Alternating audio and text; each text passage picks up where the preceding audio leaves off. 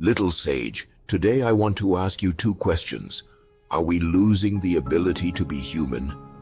When was the last time you truly listened to someone? We live in fast-paced times, where technology connects us to thousands of people and paradoxically disconnects us from ourselves.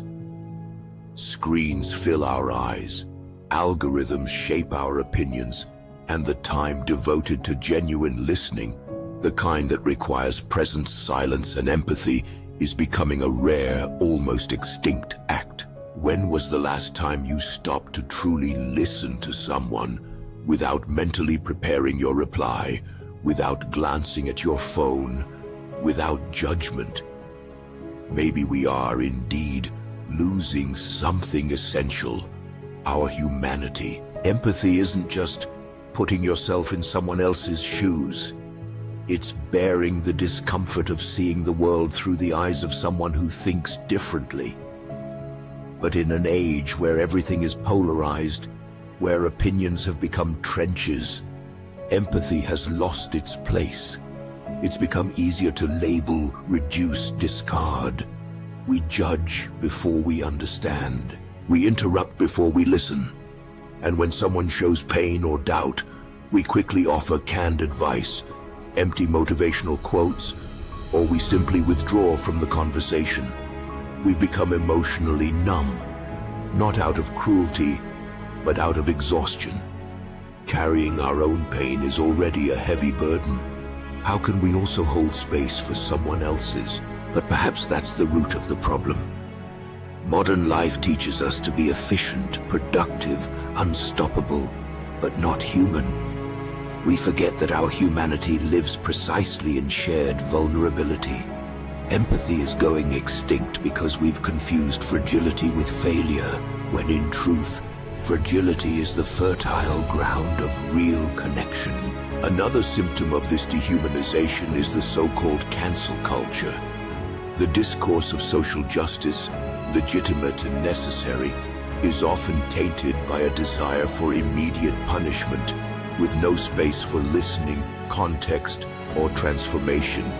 Instead of educating, we expose. Instead of dialoguing, we exclude. And in the name of morality, we practice virtual lynchings. This doesn't mean everything should be forgiven or forgotten. But when someone's mistake is treated as irreversible, with no room for growth or redemption, we move away from one of the most human virtues there is: the ability to hold space for error and believe in change. Canceling has become easier than understanding, and in that, everyone loses. Technology, with all its wonders, is pushing us into an automated way of living.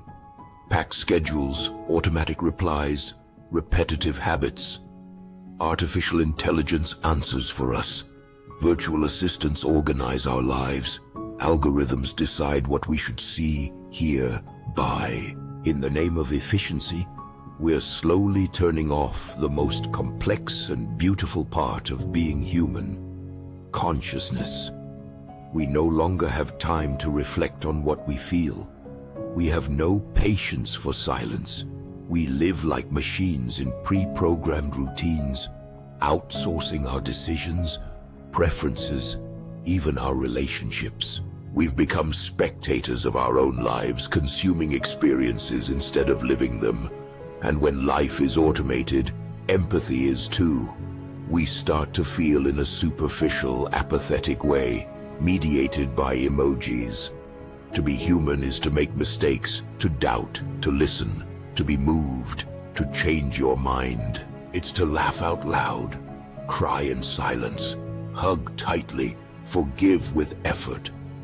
It's to endure the discomfort of not knowing, to live with another's pain, and to search for meaning, even when everything feels meaningless. Humanity isn't just a biological identity. It's built with every choice to listen instead of judge, to embrace instead of avoid.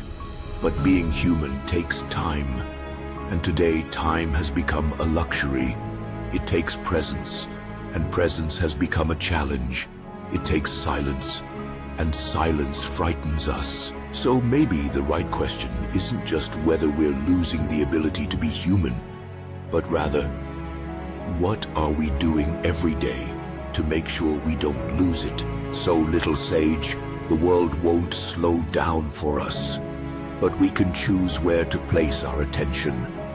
We can silence our phones to hear a friend. We can make mistakes and try again. We can choose not to cancel someone, but instead to start a conversation. We can, in short, remember that humanity begins with the simplest gesture, listening with the heart. There may still be time to reclaim what we're losing, but we must choose consciously to live less automatically and more humanly.